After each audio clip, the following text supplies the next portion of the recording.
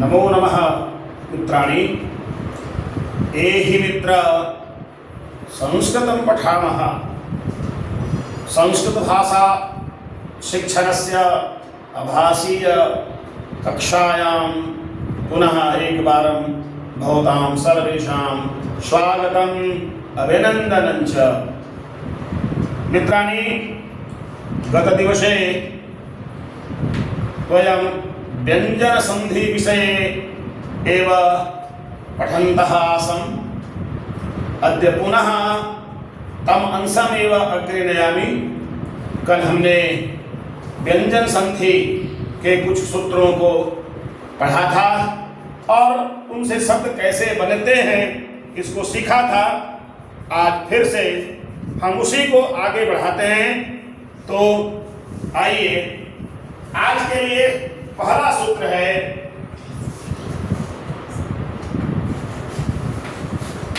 यरोनुनासिके।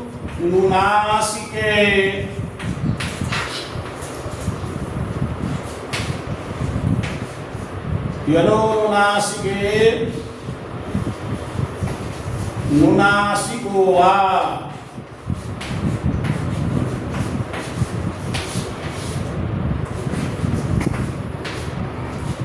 यरोनुनासिके नुनासिको वा, ये सूत्र है।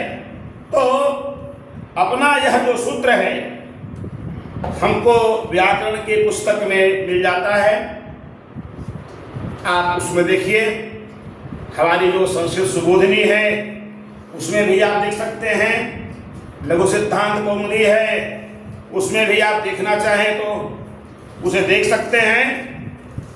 तो अब ये यरोनासिके नुनासिको वा, ये सूत्र कहता क्या है, इस पर हम विचार करें। पहले से है यार। यार मतलब यार प्रत्याहार। इस यार प्रत्याहार में कौन कौन से वर्ण आएंगे?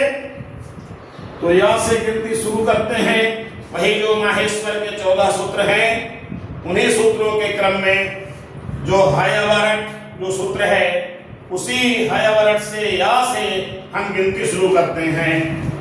या, वा, र, ला, या, मा,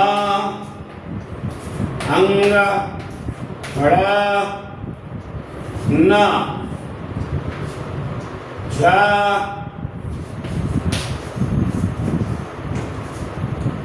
भ, ध, ध, ध,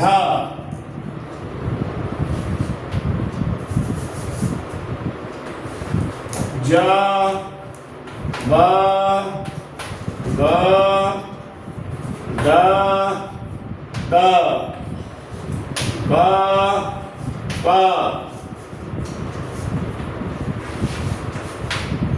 अलग श, मूर्धन्य श, श। ये यर प्रत्याहार के वर्ण हैं।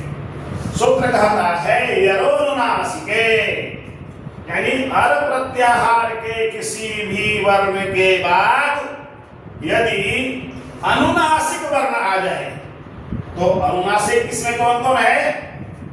तो हम वह भी जानते हैं कि अनुनासिक यानी जिसका उच्चारण नाक से भी होता है, उसे हम अनुनासिक कहते हैं। और वह है या, मा, अंग, ड़ा और न, अर्थात प्रत्येक वर्ग का पांचवां वर्ग।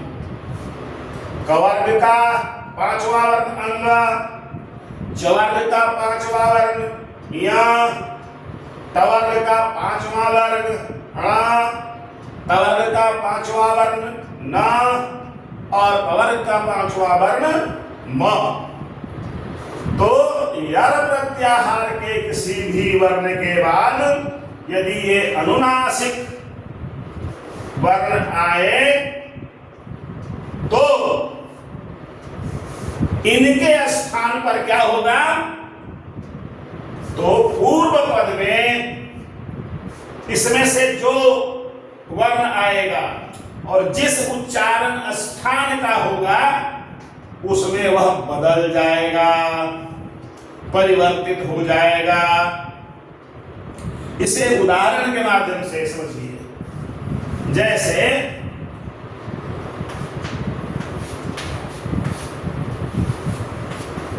सद जोड़ मति,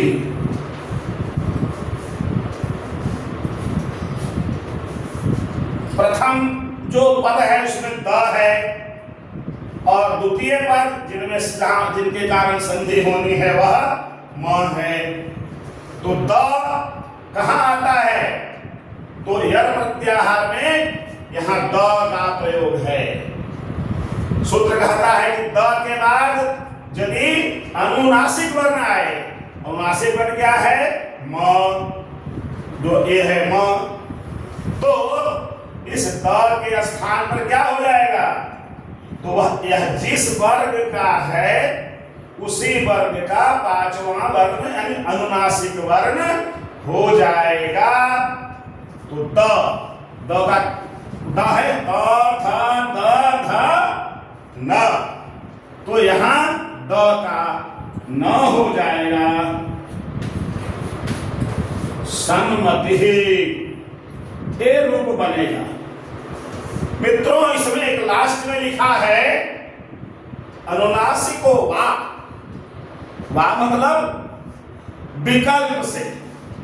यदि आप चाहते हैं कि नहीं करें तो नहीं भी कर सकते हैं, सीधे एक साथ सन्मति भी आप लिख सकते हैं।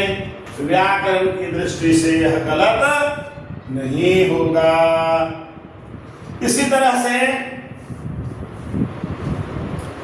हम दूसरा उदाहरण लें।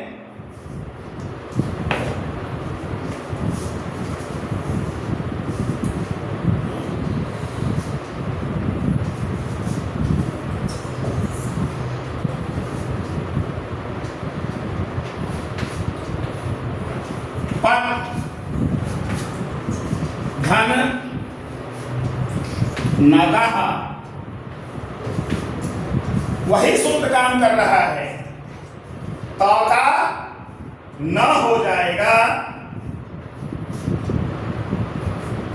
और इधर नगह है ही पन्नगह, वह भी विकल्प से।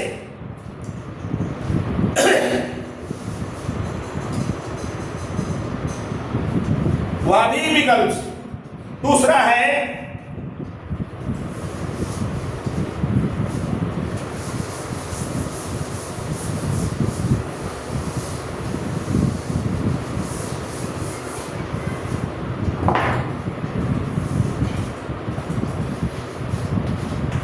जगत जोड़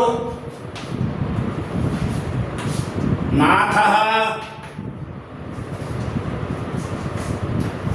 रूप बन जाता है। तो का न होगा, इधर नाथ है ही तो रूप बनेगा जगन्नाथ। यदि आप परिवर्तित नहीं करना चाहते हैं तो जगन्नाथ भी आप लिख सकते हैं। साथ ही एक और उदाहरण देखेंगे।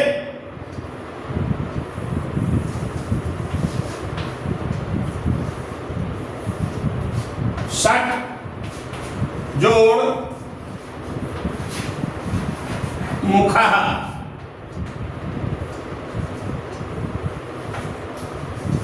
ये ट है यानी यह ट वर्ग का है।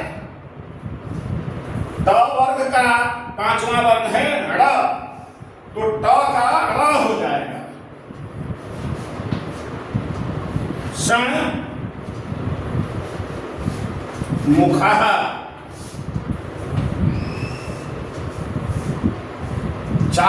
यदि नहीं चाहते हैं तो कोई बात नहीं, इसका तीसरा वर्ग हो जाएगा।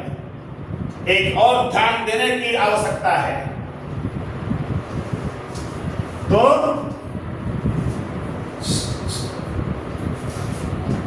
षड्मुखः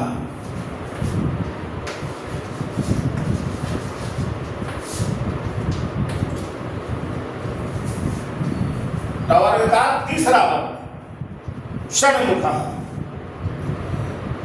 और एक उदाहरण देखेंगे,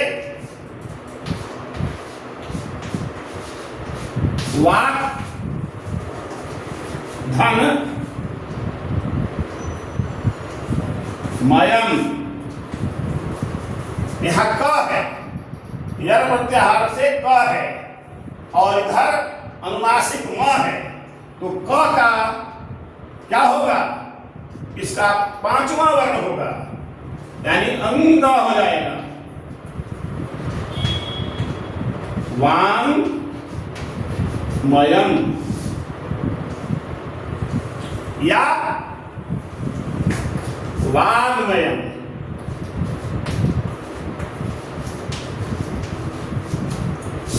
क का तीसरा वर्ण। तो यह जो सूत्र कहता है यरोनुनास के अनुनासिको वा, कि यर प्रत्याहार के किसी भी वर्ण के बाद यदि अनुस्वार अनुनासिक वर्ण आए तो पूर्व जो पद है उसके यर प्रत्याहार वाले स्थान पर अनुनासिक वर्ण उसी उच्चारण स्थान का हो जाएगा। यदि ऐसा नहीं करना चाहते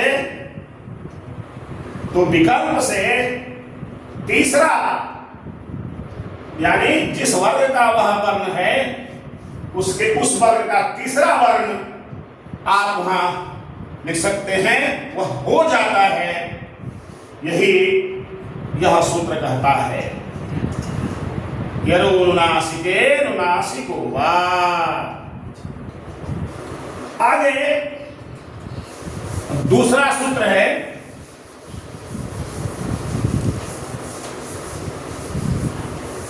वह बिल्कुल आसान है।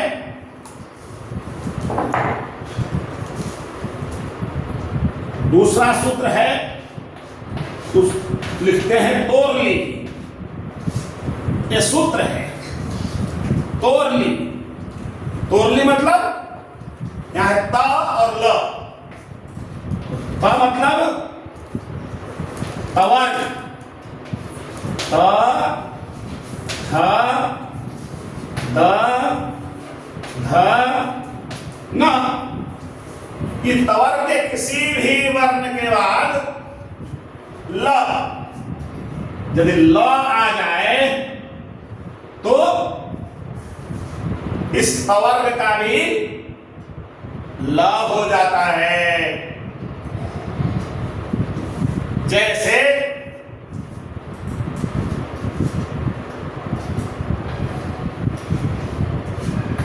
तत् जोड़ लीनः। ये तत् का तवर्ग का है, इधर ल है, इसलिए इस त का क्या हो जाएगा? सूत्र के आधार पर यह भी ल हो जाएगा। तल्लीनः।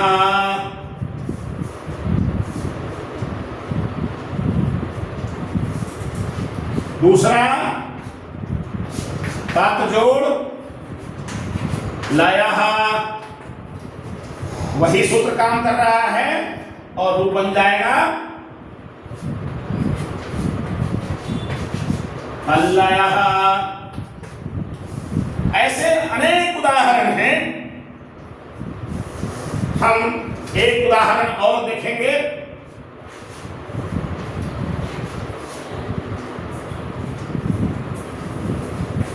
विद्युत धन लता,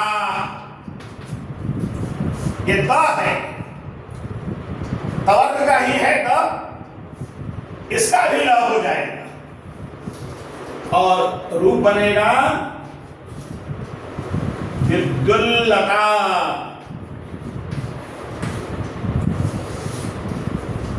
यही तोरली सूत्र कहता है। तोरली सूत्र के आधार पर इस प्रकार के पदों का निर्माण होता है। अब अगला सूत्र है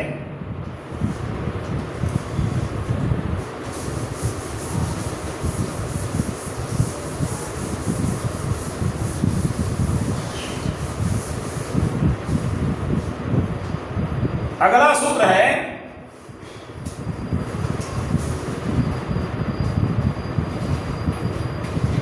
झयो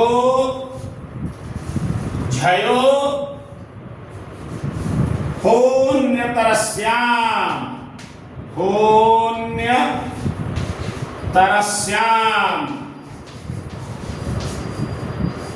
झयो होन्यतरस्याम।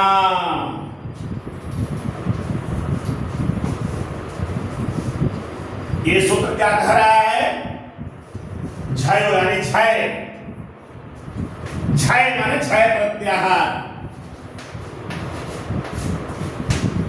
क्षय प्रत्याहार। तो क्षय प्रत्याहार में कौन कौन से वर्ण आएंगे? तो प्रत्येक वर्ण का केवल पंचम वर्ण छोड़ दीजिए, यम गण छोड़ दीजिए। शेष जो पहला, दूसरा, तीसरा और चौथा है, यानी क ख ग घ, च छ ज झ, ट ठ ड ढ, त थ द ध और प फ ब भ, ये वर्ण झय प्रत्याहार में आते हैं। तो इस पांचों वर्गों में से किसी भी वर्ग से अनुनासिक वर्ण को छोड़कर यदि कोई भी वर्ण पूर्व पद में आता है तो, और बाद में ह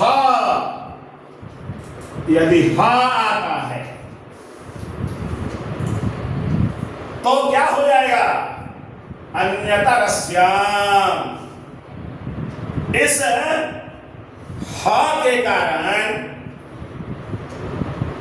जो झय प्रत्याहार का वर्ण है उसमें परिवर्तन हो जाएगा, विकार उत्पन्न हो जाएगा। वह जिस वर्ग का वर्ण है उस वर्ग के तृतीय वर्ण में बदल जाएगा। यदि कवर्ग का है तो ग,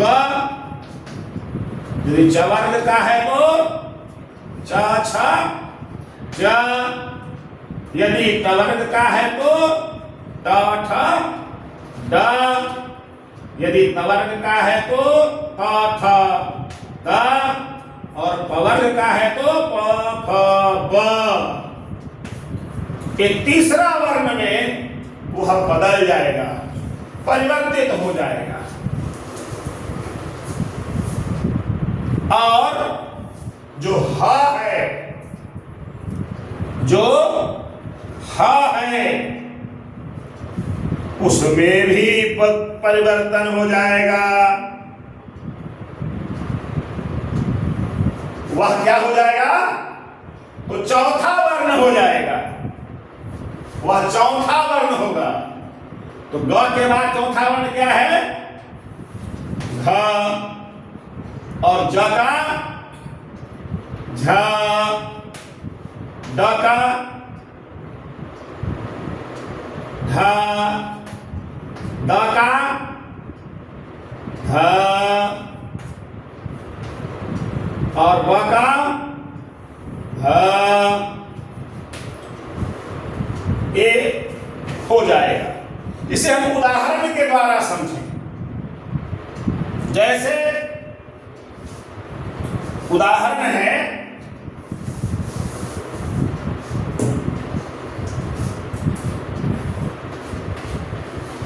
वाक जोड़ हरि।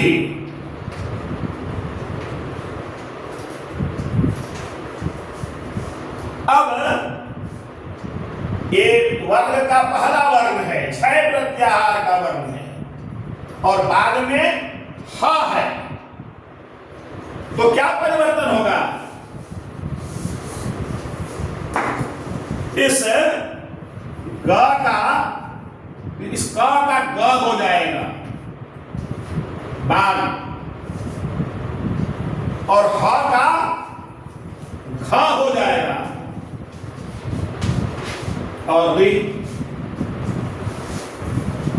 रूप बनता है बाघरी। इसमें पाणिनि ने एक सुझाव दिया है कि केवल बाघरी ही नहीं बनेगा, आप चाहेंगे तो केवल प्रथम पूर्व पद के झय प्रत्याहार के वर्ण में परिवर्तन करके शेष को जस का तस लिख सकते हैं। तो ऐसी स्थिति में ये रूप बन जाएगा वाग्धन हरि वाग्हरि। यानी ये दोनों व्याकरण की दृष्टि से ये शुद्ध है। इसी तरह से हम दूसरा उदाहरण देखें।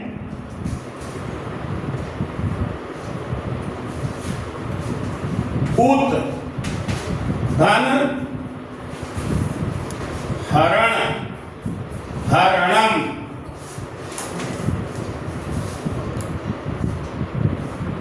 तो ये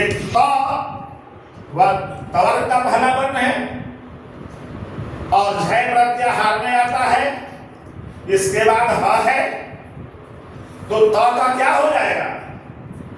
द हो जाएगा। तीसरा तो उ द और ह का क्या हो जाएगा? ध रणम उद्धरणम। या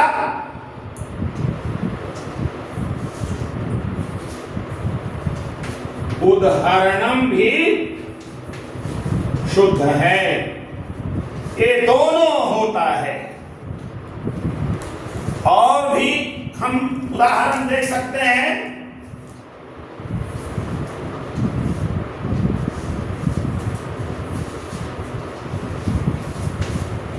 उत जोड़ ऋतम।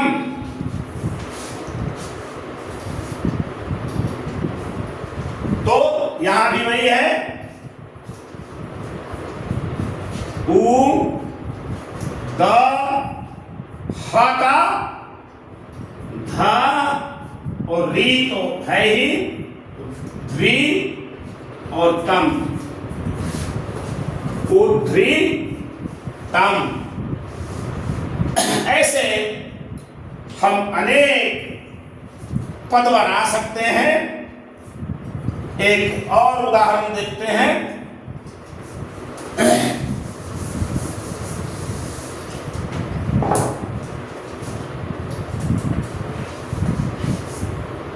एक प्रत्यय का नाम है तद्धित। वह कैसे बनता है? तत् जोड़ कीर्तन। त है तो त का क्या हो जाएगा? द और ह का क्या हो जाएगा? ध और हर सही है ही तद्धि तम। इस प्रकार हम इस सूत्र का जो उदाहरण है, ये सभी उदाहरण झयो होन्यतरस्याम, ये सूत्र का है। मित्रों, कुछ और भी सूत्र हैं जिस पर ध्यान देने की आवश्यकता है।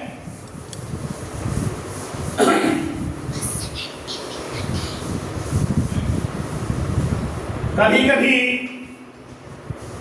आप जब लिखने बैठते होंगे तो म हलंत ऐसे पद आते हैं पदांत में, तो सोचते होंगे कि म हलंत लिखे कि पूर्ववत और अनुस्वार दे दें, क्या होगा?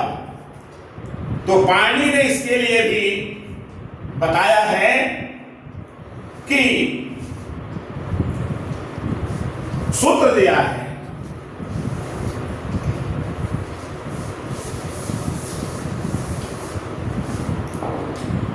सूत्र है मोनुस्वारः,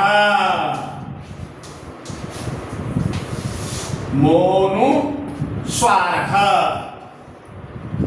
पदांत म का अनुस्वार हो जाता है कब? यदि बाद में व्यंजन वर्ण आए, स्वर आएगा तो अनुस्वार नहीं होगा।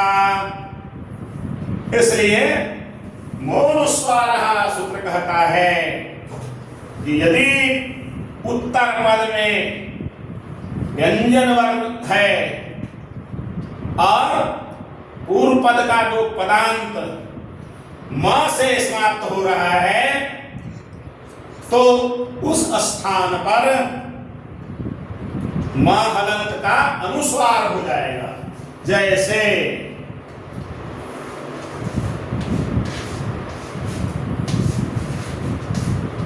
हरिम वंदे, यहां म हरिम यह पद है और पद के अंत में म हलंत है, और इधर वंदे यानी यह व्यंजन वर्ण है, तो इसके स्थान पर म का क्या हो जाएगा? अनुस्वार हो जाएगा और रूप बनेगा हरिम वंदे। इसके बाद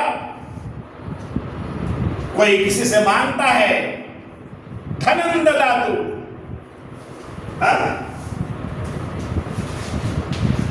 धनम ददातु,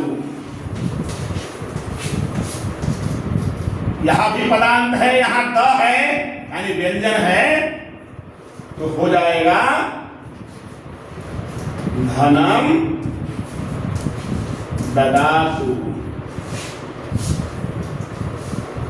इसी तरह विद्याम ददातु, भोजनम ददातु, पुस्तकम ददातु, पुस्तकम पठति, गीतम गायति। ये सभी जो अनुस्वार हैं ये मोनुस्वारः सूत्र के आधार पर है। एक तो और उदाहरण देखें,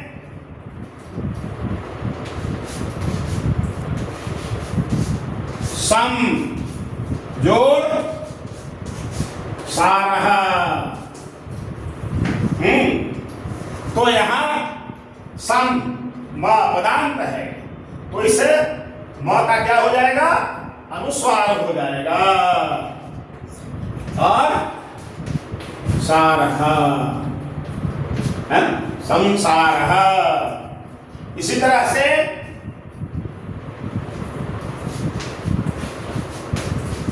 समधन सयः बराबर म का अनुस्वार हो जाएगा, रूप बनेगा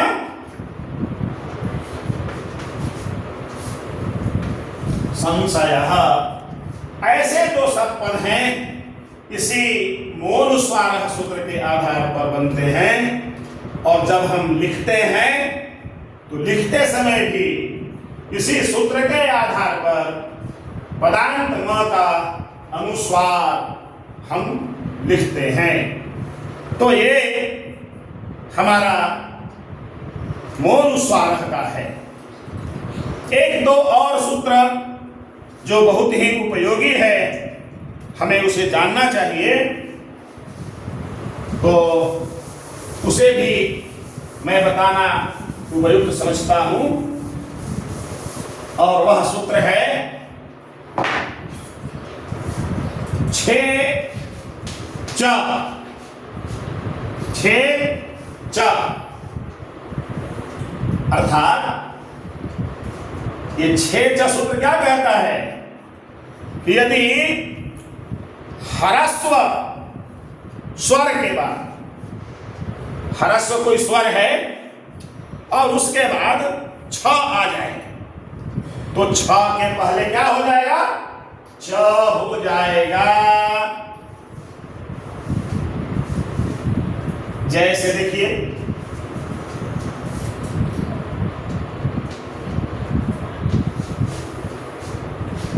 स्व जोड़ छ, स्व व में क्या है? अ है, अ ह्रस्व है और इधर छ है, तो सूत्र क्या कहता है? 6 च। 6 के पहले च हो जाएगा और कौन सा पद बनेगा? स्वच्छ। इसी तरह से स्व जोड़ छटा, स्वच्छता। इसी तरह से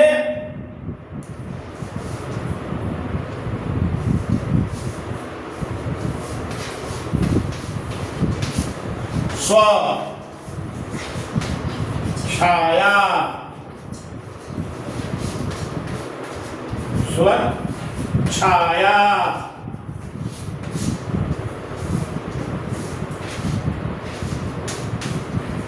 शिव छाया,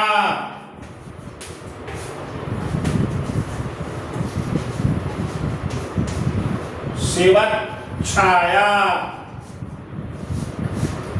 ऐसे अनेक उदाहरण हैं, आप जिसे लिख सकते हैं। एक और उदाहरण देकर मैं अपनी बात समाप्त करूंगा इसको। स्व जोड़ छंदः, स्वच्छंदः।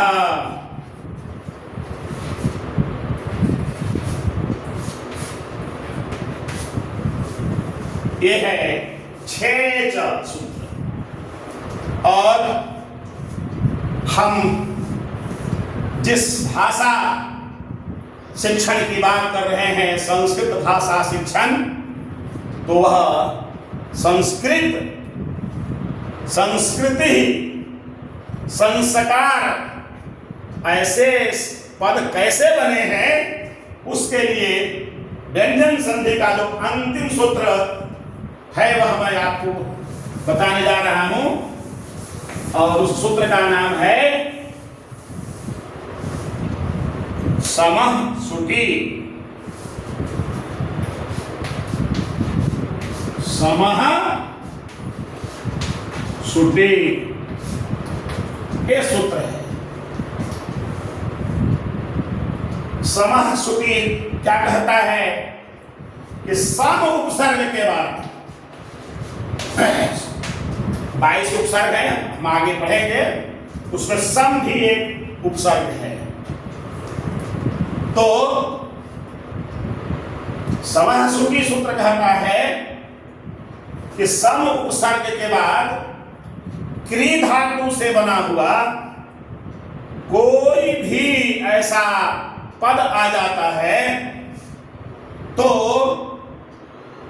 वहां पदांत म का अनुस्वार हो जाता है और सुट का आगम होता है। सुट, सुटी है ना, सुट का आगम होता है। तो जैसे समजोड़ कृतम,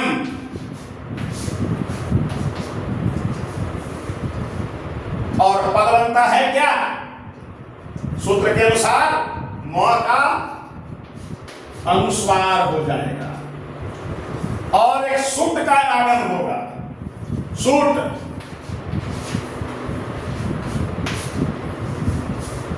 व्याकरण के सूत्र हैं, पाणिनि ने बताए हैं। तकार का हलंत्यम से इत संज्ञा होकर तस्य लोपा से इसका लोप हो जाएगा। सु बजेगा, ऊ में भी इसका लोप हो जाएगा और बचेगा केवल स, संस, और इधर कीर्तन पद बन जाता है संस्कृतम। इसी तरह से समजोड़ कारः,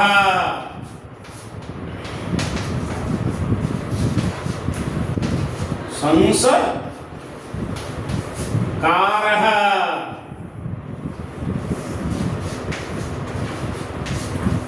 समजोड़ कृतिः,